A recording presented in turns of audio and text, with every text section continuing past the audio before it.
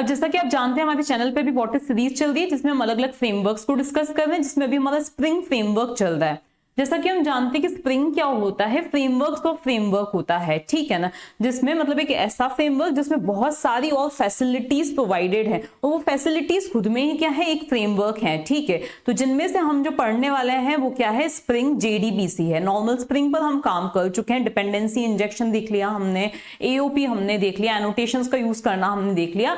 आज की वीडियो में हम देखेंगे कि हम किस तरह से डेटाबेस से इंटरेक्शन कर सकते हैं यूजिंग स्प्रिंग जेडीबीसी, ठीक है।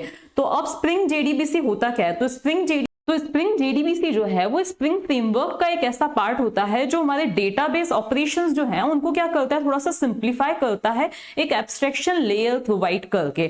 इसके क्या बेनिफिट्स होते हैं, मतलब क्या इसके फीचर्स होते हैं, तो ये क्या करता है, जो बॉयलर प्लेट कोड रहता है, जैसे कि हम जेडीबीसी का जब हम यूज करते हैं तो हम क्या करते हैं, कनेक्शन को मैनेज करना हमारी रिस्पॉन्सिबिलिटी है, क्लोज करना हमारी रिस्पॉन्सिबिलिटी है, एक्सेप्शंस मैनेज करना हमारी रिस्पॉन्सिबिलिटी हो जाती है।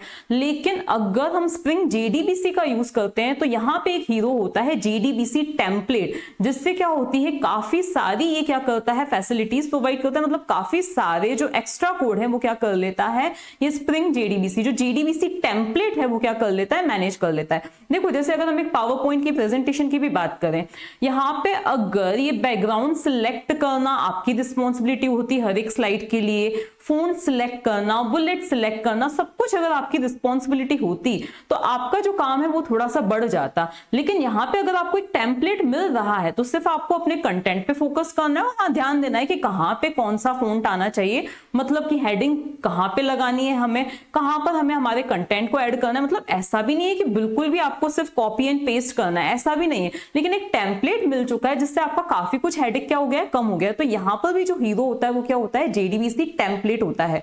उस पर हम आगे आते हैं, अभी हम पहले थोड़ा सा स्प्रिंग जेडीबीसी की और चीजें पढ़ते हैं कि क्या क्या फैसिलिटीज और ये प्रोवाइड कर रहा है।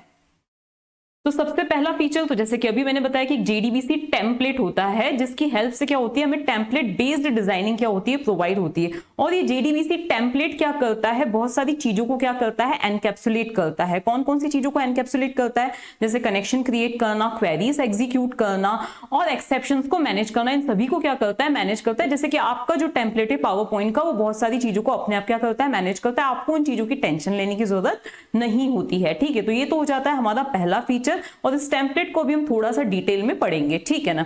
इसके बाद नेक्स्ट चीज क्या आती है, तो इस जो फीचर आता है वो आता है एक्सेप्शन हैंडलिंग। अब ये फीचर ऐसा है कि देखो जेडीबीसी में नॉर्मली क्या होता है, एसक्यूएल एक्सेप्शन थ्रो होता है, ठीक है, चाहे किसी भी टाइप की एरर हो, एसक्यूएल एक्सेप्शन क्या होता है, जनरेट होता है, ओके, किसी भी टाइप का एक्सेप्शन हो उसके लिए जनरेट होता है, ओके। अब ये क्या करता है हमारा जेडीबीसी, स्प्रिंग जेडीबीसी क्या करता है, उसको अपने डेटा एक्सेस एक्सेप्शन में क्या करता है, कन्वर्ट करता है, जो कि एक रन टाइम एक्सेप्शन होता है। और एसक्यूएल एक्सेप्शन जो होता है ना, वो क्या होता है, चेक्ड एक्सेप्शन होता है, जिसको हैंडल करना आपके लिए जरूरी ही होता है, ठीक है। अब ये डेटा एक्सेस एक्सेप्शन में कन्वर्ट करने का क्या बेनिफिट होता है, तो देखो पहले तो यहाँ पे हमने क्या लिख रखा है कि इसको डेटा एक्सेस एक्सेप्शन में क्या किया जाता है, कन्वर्ट किया जाता है, जिसका बेनिफिट क्या होता है कि हमारे जो एक्सेप्शंस हैं वो रिलेटेड एक्सेप्शंस में क्या हो जाते हैं, कन्वर्ट हो जाते हैं। रिलेटेड एक्सेप्शंस में क्या है कि एक जैसे एक्सेप्शंस एक कैटेगरी में चले जाएंगे। कैसे चले जाएंगे, तो देखो यहां पर आगे और लिख रखा है कि एक एसक्यूएल एक्सेप्शन ट्रांसलेटर होता है, जो एसक्यूएल एक्सेप्शन को डेटा एक्सेस एक्सेप्शन में क्या करता है, कन्वर्ट करता है, ट्रांसलेट करता है। अब जैसे कि मैंने बोला था कि इस तरह से रिलेटेड एक्सेप्शंस क्या हो जाएंगे, कैटेगराइज हो जाएंगे। तो यहां पर जैसे कि एक आएगा आपका बैड एसक्यूएल ग्रामर एक्सेप्शन आएगा, अगर आपने कोई सिंटैक्स एरर लिखी है। डेटा इंटीग्रिटी वायलेशन एक्सेप्शन आएगा, जब कोई कॉन्स्टेंट्स का क्या हो रहा है, वायलेशन हो रहा है। Can not gate JDBC connection exception आएगा, अगर आपका डेटाबेस कनेक्शन से रिलेटेड कोई से इश्यूज हैं, ठीक है। तो एक ये हो गया, ठीक है, अभी तक हमने जेडीबीसी टेम्पलेट और एक्सेप्शंस देखे, ओके। दूसरा बेनिफिट ये जो प्रोवाइड करता है वो क्या होता है, सिंप्लीफाइड कोड। जैसे कि आज हम प्रोग्राम बनाएंगे तो आपको समझ में आ जाएगा कि हमने एक बार कॉन्फ़िगरेशन कर दिया, उसके बाद में हमें ये open close statements, result set, इन सभी को ओपन क्लोज और इनको मैनेज करने की इतनी ज्यादा जरूरत हमें नहीं पड़ने वाली है। तो कोड क्या हो जाता है, सिंप्लीफाई हो जाता है, ठीक है ना। दूसरा ये कि हम आराम से इसको इंटीग्रेट कर सकते हैं स्प्रिंग के दूसरे मॉड्यूल्स के साथ में, जैसे कि स्प्रिंग डेटा हुआ, स्प्रिंग ORM हुआ, स्प्रिंग बूट हुआ, आराम से इंटीग्रेट ये हो जाता है। ओके, हम आगे जब प्रोजेक्ट्स बनाएंगे तो ये चीजें और समझते जाएंगे। ओके, इसके बाद में अब आपके माइंड में एक डाउट आता है, एक क्वेश्चन आ सकता है कि ये तो थोड़ा थोड़ा हाइबरनेट जैसा लग रहा है। तो नहीं, हाइबरनेट जैसा ये बिल्कुल भी नहीं है, कुछ डिफरेंसेस हैं इनमें। इसको मैं थोड़ा सा जूम कर देती हूँ। देखो कुछ क्या होते हैं इनमें डिफरेंसेस हैं। क्या डिफरेंसेस हैं? तो सबसे पहला तो स्प्रिंग JDBC जो है work directly with JDBC APIs, लेकिन यहाँ पर क्या होता है, ORM का यूज होता है, ऑब्जेक्ट रिलेशन मैपिंग का यूज होता है, जहां पे हम एक डायरेक्टली एक ऑब्जेक्ट को मैप करते हैं डेटाबेस की टेबल में। ओके, यहाँ पे इनफैक्ट हम क्वेरी भी नहीं लिखते, हम HQL का यूज करते हैं। फिर क्या आता है कि हमारा जो कोड होता है, जो बॉयलर प्लेट कोड होता है, जो बहुत सारी हम कोड लिखते हैं कनेक्शन के लिए, वो रिड्यूस होते हैं, एलिमिनेट नहीं होता है। ओके, एलिमिनेट नहीं करता है स्प्रिंग JDBC। लेकिन अगर हम हाइबरनेट की बात करें तो वहां पे इनफैक्ट हमें SQL क्वेरी भी लिखने की जरूरत नहीं पड़ती है। ठीक है, इसके बाद में नेक्स्ट आता है SQL का यूज होता है, यहाँ पर HQL का यूज होता है। ओके, इसके बाद में ऑब्वियसली ये फास्टर होता है सिंपलर क्वेरीज के लिए, slightly faster for simpler queries.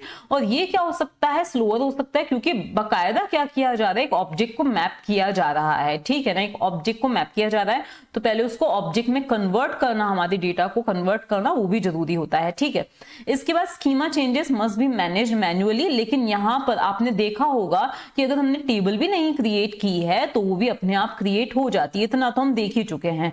Easy होता है, और ये क्या होता है, ORM के कांसेप्ट्स की वजह से थोड़ा सा लर्न करने में डिफिकल्ट हो जाता है। ओके, इसी तरह से ये कस्टम क्वेरीज के लिए अच्छा रहता है, हम अपने हिसाब से क्वेरी को मॉडिफाई कर सकते हैं, क्योंकि हम हमारी SQL क्वेरी का यूज कर रहे हैं, और ये इस पर्पस के लिए आइडियल नहीं होता। अब ये JDBC टेम्पलेट वर्क कैसे करता है ये आपको समझना है। ठीक है, देखो जब हमने प्रीवियस एग्जांपल देखा था डिपेंडेंसी इंजेक्शन का, उसमें हमने क्या देखा था, एक थी हमारी कार, एक था हमारा इंजन।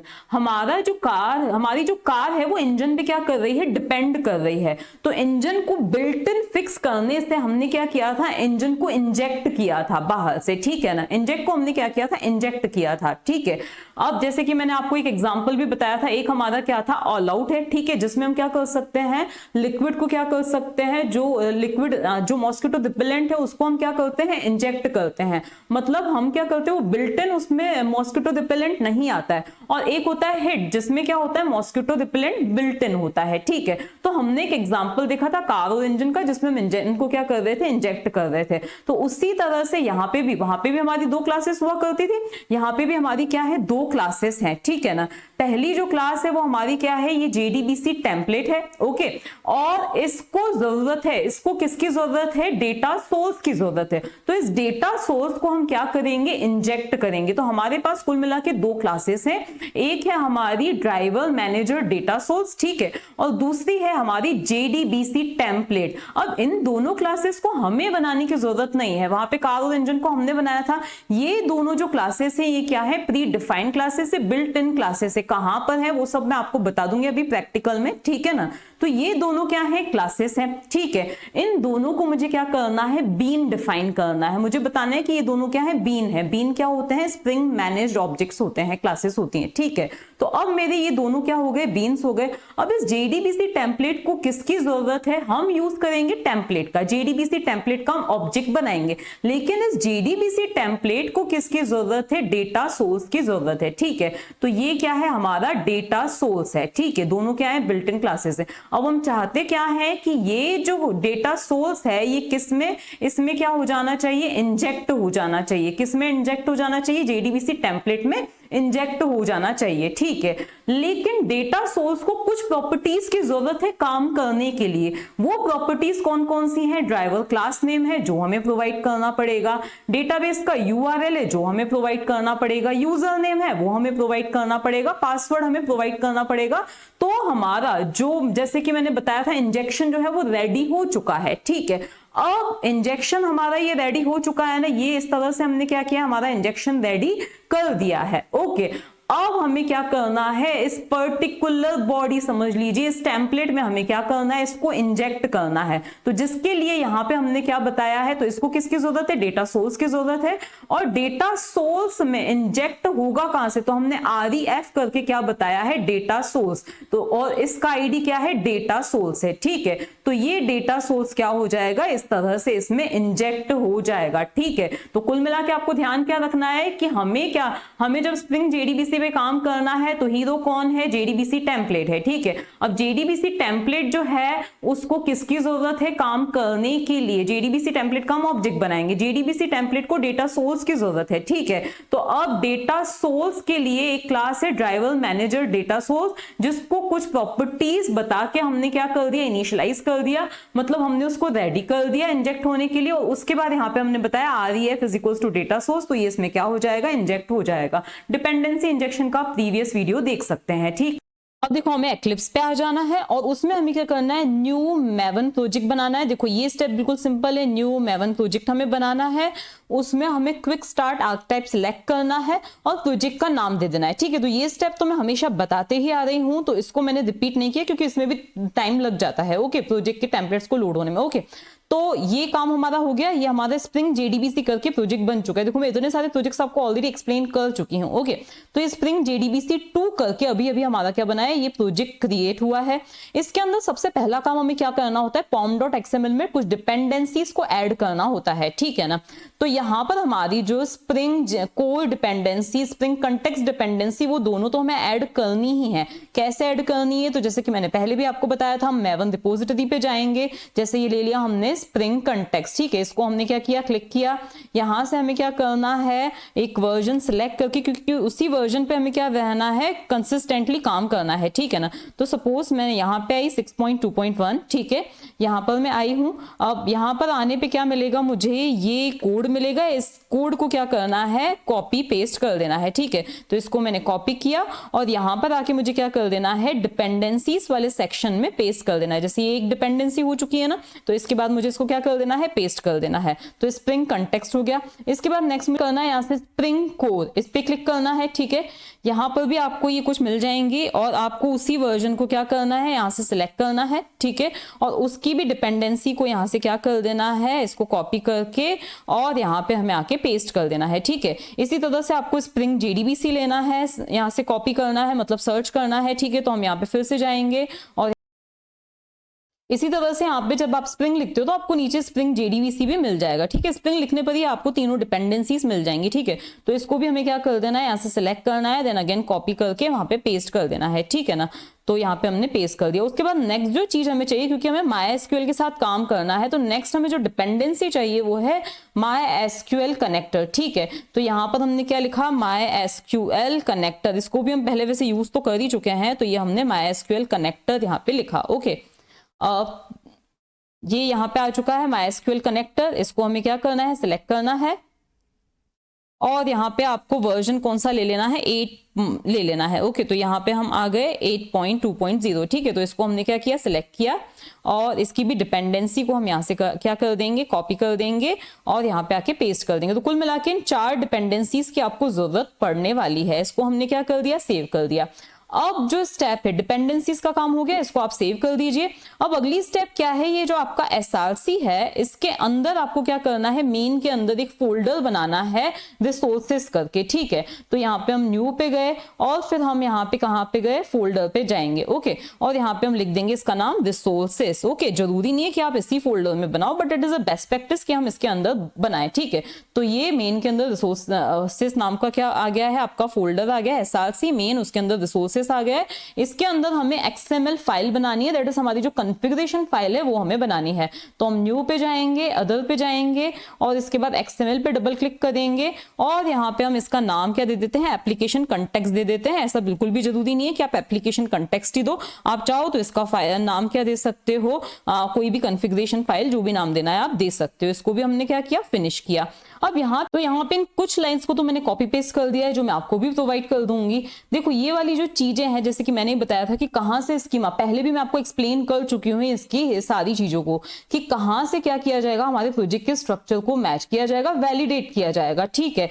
तो ये सारी चीजें तो मैं फिर से एक्सप्लेन आपको नहीं कर रही हूँ। मेन जो चीजें हैं, देखो मैंने अभी आपको बताया था हमें JDBC टेम्पलेट का ऑब्जेक्ट बनाने के लिए एक बीन डिफाइन करना पड़ेगा, JDBC टेम्पलेट, लेकिन उसको वर्क करने के लिए किसकी जरूरत है, एक किसकी जरूरत है, डेटा सोर्स की जरूरत है, ठीक है। तो यहां पर हमें क्या करना है, पहला जो बीन होगा वो हमारा कौन सा होने वाला है, तो पहला बीन होगा, उसका आईडी हम क्या दे देते हैं, डेटा सोर्स दे देते हैं, ठीक है। तो यहाँ पे इसका आईडी मैंने क्या दे दिया है, डेटा सोर्स दे दिया है इसका आईडी, ठीक है। अब उसकी क्लास कौन सी होगी, तो उसकी क्लास हम तो नहीं बना रहे हैं, ठीक है। तो क्लास कौन सी होने वाली है इसकी, तो इसके लिए आपको एक काम करना है, कंट्रोल शिफ्ट टी आप जब प्रेस करोगे और यहाँ पे आपको लिखना है ड्राइवर मैनेजर। देखो मैंने क्योंकि पहले ही सर्च कर चुकी हूँ तो यहाँ पे आ चुका है, अदरवाइज आपको यहाँ पे लिखना है ड्राइवर मैनेजर, तो आपको मिलेगा ड्राइवर मैनेजर डेटा सोर्स, ठीक है। इसकी क्लास पे हम थोड़ा सा विजिट करते हैं कि ये क्लास क्या है। तो ये हमारी ड्राइवर मैनेजर डेटा सोर्स नाम की क्लास है। अब उसमें हमें कुछ चीजें प्रोवाइड करनी पड़ेंगी, जैसा क्या हो जाता है, हमारा डेटाबेस का URL हमें प्रोवाइड करना पड़ेगा, हमें क्या करना पड़ेगा, यूजर नेम पासवर्ड प्रोवाइड करना पड़ेगा। तो ये कुछ चीजें हमें इसको प्रोवाइड करनी पड़ेंगी तो ही ये क्या करेगा, वर्क करेगा, ठीक है। तो कुल मिला के हमारी क्लास कौन सी है, क्लास का नाम आप ध्यान से देख लीजिए कौन सी, ड्राइवर मैनेजर डेटा सोर्स, ठीक है।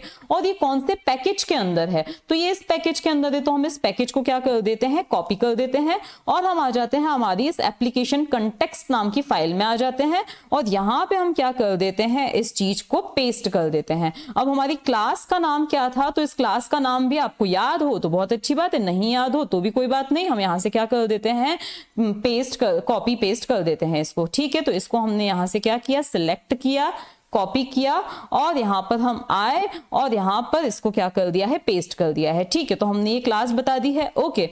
अब हमें नेक्स्ट चीज क्या करना है, जो प्रॉपर्टीज अभी मैंने आपको बताई थी ना, वो प्रॉपर्टीज हमें यहाँ पे बतानी पड़ेंगी, मतलब उनकी वैल्यूज हमें क्या करनी पड़ेंगी, यहाँ पे प्रोवाइड करनी पड़ेंगी, ठीक है। तो पहली जो प्रॉपर्टी होती है यहाँ पे आप देखिए, पहली प्रॉपर्टी का नाम क्या है, डेटा सोर्स, ठीक है। तो हम ये सारी चीजें मैं फटाफट से कॉपी पेस्ट कर देती हूँ, क्योंकि ये सारी चीजें हमने जब हाइबरनेट देखा था तो भी देखा था और अदरवाइज मैं सारी चीजें आपको एक्सप्लेन कर दूंगी। तो यहाँ पे ये सारी चीजें मैंने पेस्ट कर दी है, मैं सारी चीजें आपको बता रही हूँ। देखो पहली प्रॉपर्टी कौन सी है, ड्राइवर क्लास नेम, जिसकी वैल्यू क्या है, जो हमारे ड्राइवर का नाम हम JDBC कनेक्शन में हमेशा देते हैं वो हमने हमारे ड्राइवर का नाम दिया है, जब हम लिखते हैं ना क्लास डॉट फोर नेम, ठीक है, ये हमने दे दिया। एक ही बार हमें कॉन्फ़िगरेशन में देना है, बार बार नहीं देना है। इसके बाद नेक्स्ट प्रॉपर्टी क्या है, URL, तो ये आ जाता है हमारा डेटाबेस का URL, ये हमारा पोर्ट का नाम और ये हमारे डेटाबेस का नाम है MyDB, ओके। तो मेक श्योर कि आपका MyDB नाम का डेटाबेस बना हुआ है, नहीं तो हम बना लेंगे उसको, नो प्रॉब्लम। चलो हम डेटाबेस का नाम ही चेंज कर देते ताकि हम खुद बनाए उसको, ठीक है। तो हम यहाँ पे इसका नाम दे देते हैं MyDBase दे देते हैं, ठीक है। तो हम डेटाबेस खुद बनाएंगे, ओके।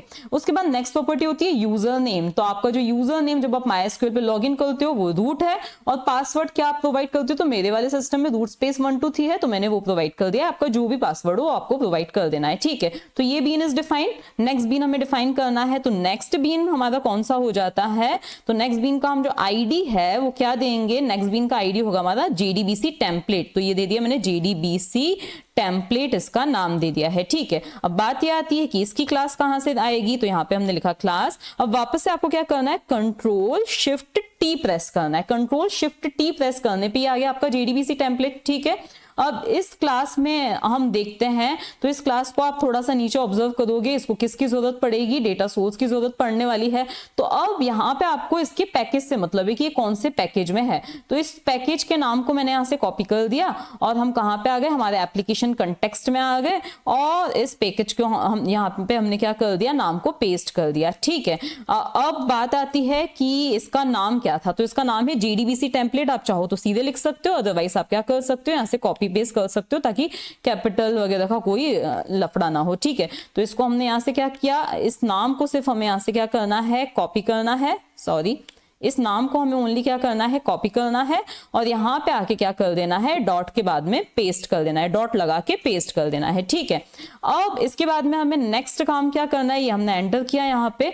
अब इसकी प्रॉपर्टी कौन सी, तो इसकी जो प्रॉपर्टी है हमने यहाँ पे लिखा प्रॉपर्टी का नाम, यहाँ पे आपको क्या देना है, प्रॉपर्टी का नाम दे देना है डेटा और फिर सोर्स यहाँ पे हमने दे दिया है, ठीक है।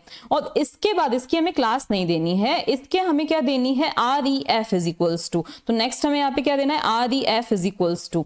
तो रेफरेंस मतलब जैसे हम क्या करते हैं, इंजेक्ट करते हैं डिपेंडेंसी को, तो उसी तरह से भाई इसकी वैल्यू कहाँ से आनी चाहिए, इस प्रॉपर्टी में वैल्यू मतलब कहाँ से आएगी, तो इसके लिए हम यहाँ पे क्या दे देंगे, ये वाला डेटा सोर्स, ठीक है। ये जो भी आपने आईडी दिया होगा वो आपको ref इज इक्वल्स टू यहाँ पे क्या कर देना है, प्रोवाइड कर देना है, ठीक है। इतना काम आपने कर दिया तो आपका एक और बीन डिफाइन हो गया, ये आपके डिपेंडेंसी इंजेक्शन क्या हो जाएगा, परफॉर्म हो जाएगा। अब आपको इसकी जरूरत कहीं पे भी नहीं पड़ने वाली, आपको जो जरूरत पड़ने वाली है सिर्फ इसकी जरूरत पड़ेगी, इसका आपको क्या करना है, यूज करना है, JDBC टेम्पलेट का ऑब्जेक्ट बना के और फिर इसका क्या करना है, यूज करना है। तो हम सबसे पहले ओनली इंसर्ट ऑपरेशन परफॉर्म करना चाहते हैं, और वो इंसर्ट ऑपरेशन हम परफॉर्म कहां पे करने वाले हैं, मतलब हमारी जो मेन क्लास होती है ना, वहीं पे हम क्या करेंगे, इंसर्ट क्वेरी एग्जीक्यूट करेंगे। लेकिन उससे पहले ना हमें डेटाबेस बनाना है, तो अब हम कहां पे जाएंगे, MySQL पे जाएंगे, ठीक है।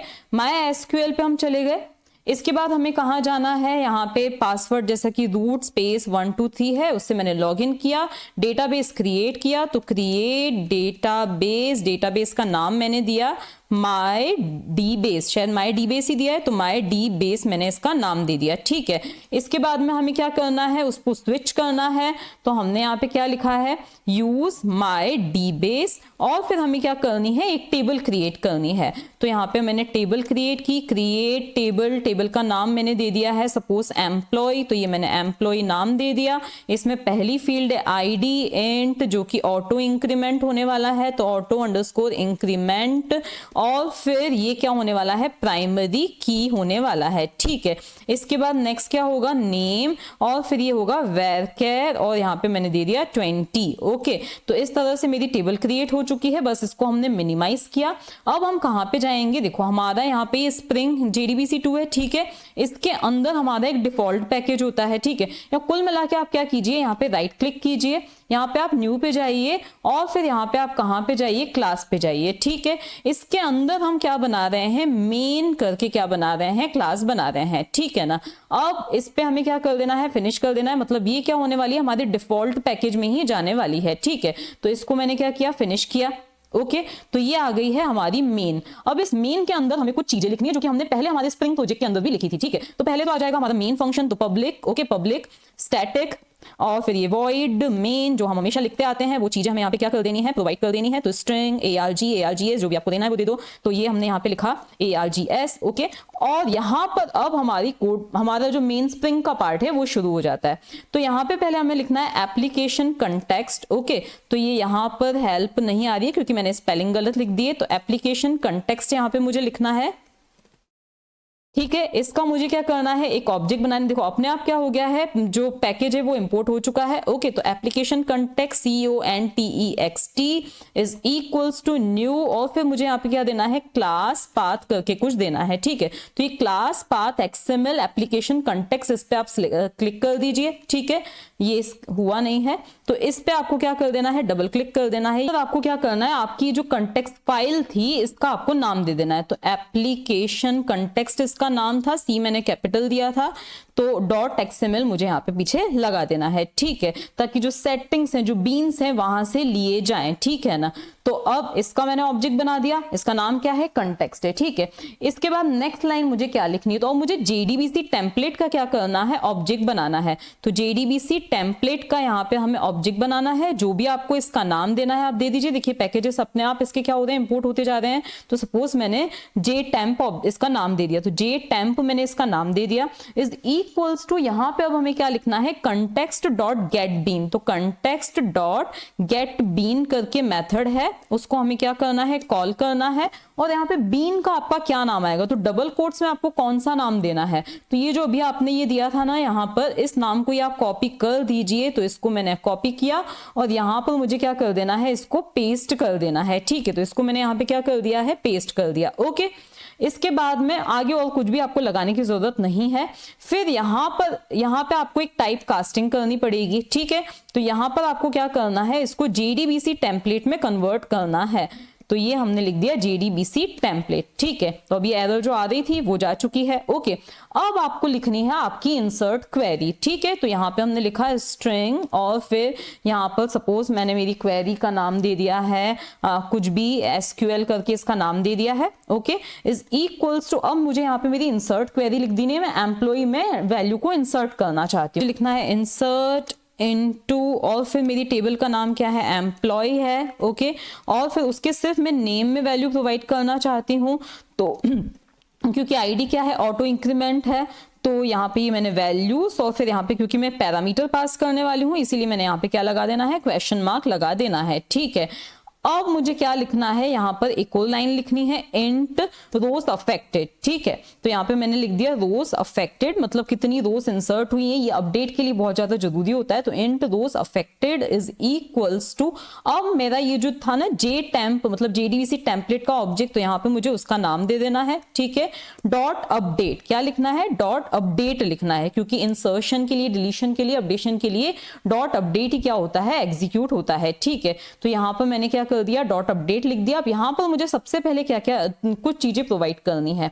पहले तो मुझे मेरी जो क्वेरी का नाम है वो प्रोवाइड करना है, उसके बाद मुझे ये जो पैरामीटर है, मेरे जितने भी पैरामीटर्स होंगे उनकी यहाँ पे मुझे वैल्यू प्रोवाइड करनी है, ठीक है। 2 होते हैं तो मैं 2 वैल्यूज प्रोवाइड कर देती, लेकिन यहाँ पे सिर्फ एक नेम नाम का पैरामीटर है जिसकी वैल्यू स्ट्रिंग होनी चाहिए, तो मैंने यहाँ से एक स्ट्रिंग दे दी। अगर यहाँ पे एक इंटीजर भी होता और 2 क्वेश्चन मार्क होते तो यहाँ पे मैं इंटीजर और फिर वो नेम प्रोवाइड कर दी होती, ठीक है। तो ये कुल मिला के मैंने यहाँ पे वैल्यू प्रोवाइड कर दी है, ठीक है। अब फिर मुझे सिर्फ ये बताना है कि भाई कितनी रोज अफेक्टेड हुई है, वो प्रिंट करवाना है ताकि पता चल सके कि ये क्वेरी सक्सेसफुली एग्जीक्यूट हुई है या नहीं हुई है, ओके। तो मैंने यहाँ पे क्या लिख दिया है, रोज अफेक्टेड इज इक्वल्स टू, यहाँ पे रोज अफेक्टेड इज इक्वल्स टू, और फिर इसको क्या कर देना है, यहाँ पे प्लस करके इस चीज को, रोज अफेक्टेड को प्रिंट करवा देना है ताकि आपको पता चल सके कि हाँ आपकी क्वेरी जो है वो सक्सेसफुली एग्जीक्यूट हो चुकी है। इसको हमने क्या किया, सेव किया, और अब इसको क्या किया, हमने रन किया। अब ये रन हो रहा है तो देखो यहाँ पे रोज अफेक्टेड 1 आ गया, ठीक है। अब हम डेटाबेस में जाके चेक करते हैं, सिलेक्ट स्टार फ्रॉम, हमारी ये जो टेबल का नाम है एम्प्लॉय वो हमने दिया, हाँ ओके। तो यहाँ पे आप देख सकते हो 1 और फिर भूमि आ चुका है, ठीक है। इसी तरह से हम आपने यहाँ पे एक चीज ऑब्जर्व की कि हमें सिर्फ हमारी क्वेरी लिखनी पड़ रही है, मतलब एक्स्ट्रा जो हेडेक था रिजल्ट सेट को मेंटेन करना, सॉरी रिजल्ट सेट नहीं, हमारा क्या है, कनेक्शन को ओपन करना, क्लोज करना एंड ऑल। इसी तरह से अगर सिलेक्ट क्वेरी लगानी है तो रिजल्ट सेट को मैनेज करना, मतलब ये सारे हेडेक अभी हमारे नहीं है, ओके। इसी तरह से एक्सेप्शन भी अभी हम नहीं हैंडल कर रहे हैं, ओके। तो अब ये तो हुआ डेटा इंसर्शन, अभी मैंने ना यहाँ पे एंट्री चेंज कर दी ताकि दूसरी रो इंसर्ट हो सके, और साथ ही अब मैं आपको data selection that is data retrieve fetch कैसे हम कर सकते हैं डेटाबेस से, उसकी क्वेरी भी मैं बता देती हूँ, ठीक है ना।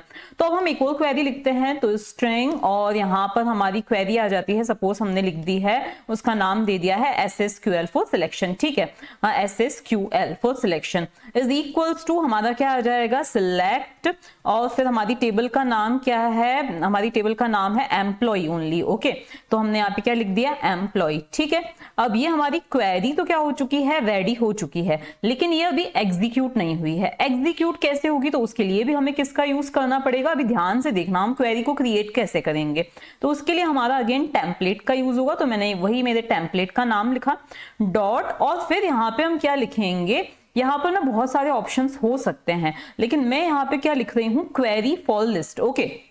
मतलब मैं मेरा जो रिजल्ट है वो किसमें चाहती हूँ, एक लिस्ट के अंदर चाहती हूँ, ठीक है। तो मैंने क्या लिखा है यहाँ पे, क्वेरी फॉर, और यहाँ पे मैंने लिख दिया है लिस्ट दे दिया है, ठीक है।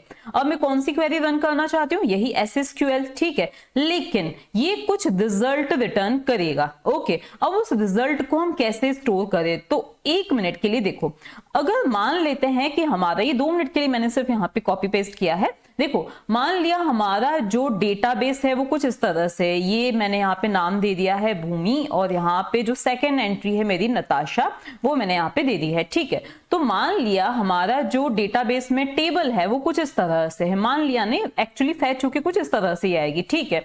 जहां पे ये मेरी पहली रो है, ओके, जिसका ID 1 है और नेम भूमि है। इसी तरह से ये मेरी दूसरी रो है जिसका ID 2 है और नेम क्या है, नताशा है, ठीक है। ये मेरी 2 रोज हैं। यहाँ पे आप देख रहे हो कि ये क्या है, की है, ये उसकी वैल्यू है, ये क्या है, की है, और ये क्या है, उसकी वैल्यू है। इसी तरह से अगेन दूसरी रो के लिए भी ये की है, ये वैल्यू है, की है, ये वैल्यू है। अब की वैल्यू पेयर को स्टोर करने के लिए हम किसका यूज करेंगे, मैप का यूज करेंगे। तो यहां पर हम कुछ इस तरह से लिखने वाले हैं, ठीक है। कैसे लिखेंगे, ध्यान से देखना आप। अब हम यहाँ पे लिखेंगे, सबसे पहले हम देंगे मैप। क्या देंगे हम यहाँ पे, मैप का यूज करेंगे, ओके। अब मैप में यहां पर हम क्या देंगे, की देनी होती है। अब आप देख रहे हो की का डेटा टाइप क्या है, स्ट्रिंग है, ठीक है। मतलब कॉलम का नाम जो है वो क्या है, स्ट्रिंग है। तो यहां पर मैंने क्या दे दिया है, स्ट्रिंग दे दिया है। इसी तरह से वैल्यू, इनमें जो स्टोर्ड वैल्यू है वो हमें पता नहीं है, कभी स्ट्रिंग भी हो सकती है, कभी कुछ भी हो सकती है। तो यहां पे हम क्या देंगे, ऑब्जेक्ट देंगे। क्या देंगे, ऑब्जेक्ट देंगे, ठीक है। ये हमने दे दिया। लेकिन इस तरह से तो ये केवल एक रो रिप्रेजेंट हो रही है, इस तरह से सिर्फ क्या हो रही है, एक रो रिप्रेजेंट हो रही है। हमें ऐसी ढेर सारी रोज चाहिए, तो हमें क्या करना पड़ेगा, इस तरह से रोज की हमें क्या बनानी पड़ेगी, एक लिस्ट, मतलब एक कलेक्शन का हम क्या करेंगे, यूज करेंगे, ओके। तो इस तरह से इन मैप्स की क्या बन जाएगी, लिस्ट बन जाएगी, ओके। इन मैप्स की क्या बन जाने वाली है, लिस्ट बन जाने वाली है, जिसका मैं नाम क्या दे रही हूं, एम्प्लॉइज दे रही हूं, ओके। तो अब यहां पर कोई प्रॉब्लम आ रही है, तो इसको हम देखते हैं, list can not be resolve to a type. तो इसके लिए हमने इंपोर्ट कर दिया java.util को, ठीक है। अब इसकी कोई जरूरत नहीं है, तो इसको हम क्या कर देते हैं, हटा देते हैं। सिर्फ मैंने आपको समझाने के लिए बताया था, ठीक है। तो अब एम्प्लॉइज में मेरा जो पूरा है डेटा फैच होके आ गया है, ओके। अब हमें उसको प्रिंट करवाना है, तो हम लगाएंगे हमारा लूप, ओके। अब लूप में ना पहली चीज तो हम कौन सी दे देंगे, ये वाली चीज एज इट इज क्या कर देंगे, कॉपी कर देंगे, ठीक है। अभी मैं एक्सप्लेन कर दूंगी इसका क्या सेंस है, ओके। इसके बाद में हम क्या देंगे, जैसे कि मैं चाहती हूं ये एक एम्प्लॉय, यहां पे मैंने अभी क्या लिखा, एम्प्लॉय, ओके। और यहां पे कॉलन लगा के फिर मैं क्या लिखूंगी, एम्प्लॉइज लिखूंगी, ओके। तो यहां पर मैंने क्या लिख दिया, एम्प्लॉइज लिख दिया, ओके। अब इस सबसे क्या होने वाला है, देखो, ये जो पर्टिकुलर एम्प्लॉइज का हमें क्या करना है, पूरे जो एम्प्लॉइज का अभी हमारा ये कलेक्शन बना था ना हमारा, उसको क्या करना है, ट्रेवर्स करना है, विजिट करना है, एक एक रो को क्या करना है, विजिट करना है, ठीक है। तो पहली रो किसके अंदर आएगी, इस मैप के अंदर आएगी, जिसका नाम मैंने क्या दिया है, एक एम्प्लॉय, ओके। मतलब कुल मिला के क्या होगा, अभी हमारा जो ये बना था ना, पूरी टेबल समझ लो इस एम्प्लॉइज के अंदर फैच होके आ गई है, ओके।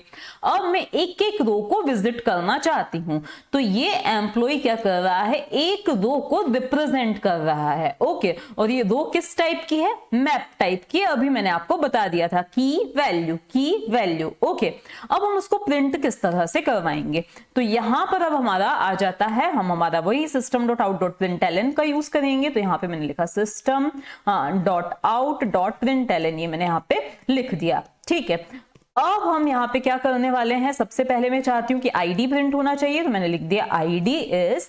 अब आईडी किस तरह से प्रिंट होगा, तो यहां पर मैंने लगाया प्लस, और फिर यहां पर मैं क्या लिखूंगी, देखो, एम्प्लॉय,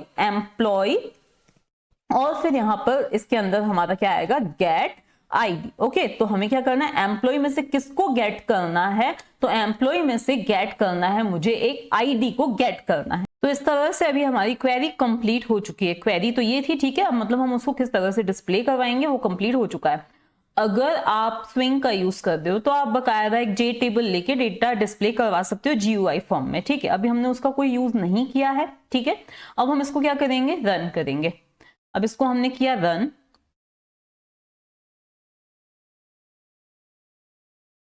अब यहां पर क्या आया, रोज अफेक्टेड 1, ये किसका रिजल्ट है, जो हमारी यहाँ पे इंसर्ट क्वेरी लगी है उसका रिजल्ट है, ठीक है। इसके बाद में ये क्या आ रहा है, डेटा फैच होके आ रहा है, ID is 1, name is Bhumi, ID is 2, name is Natasha, इस तरह से आ रहा है। अब आप जिस वे में चाहो डेटा को डिस्प्ले करवा सकते हो।